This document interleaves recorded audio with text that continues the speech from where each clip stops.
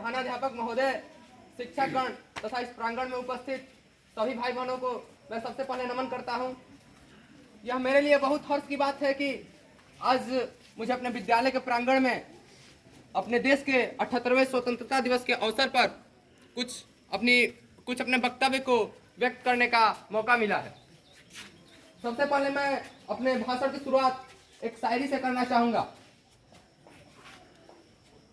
चलो नजारा याद कर ले, चलो फिर से एक नजारा याद कर ले, शहीदों के दिल में की वो ज्वाला याद कर ले, जिनके लहू से आजादी पहुंची थी किनारे पर,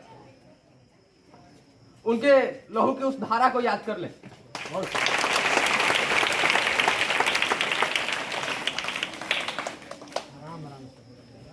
आज हमारे देश के आजाद हुए 77 वर्ष पूरे हुए तथा आज हम लोग इस प्रांगण में अपने देश का 78वां स्वतंत्रता दिवस मनाए। ये जो आज़ादी है, हम लोगों के देश के बहुत सारे स्वतंत्रता सेनानियों ने अपना बलिदान दिया, जिसके फलस्वरूप ये प्राप्त हुई।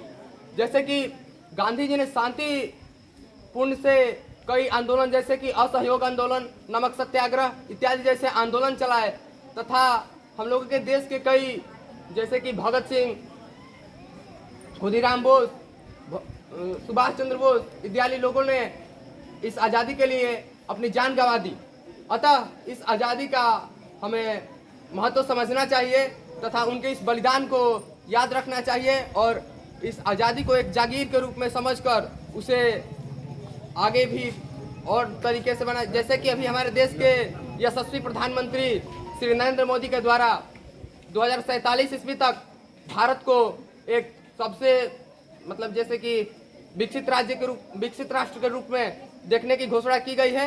अतः हम लोग कुछ ऐसा करें जिससे कि हमारा देश और आगे बढ़े। इतना ही कहकर मैं अपनी वाणी को विराम देता हूँ। और कोई बोलना चाहेगी?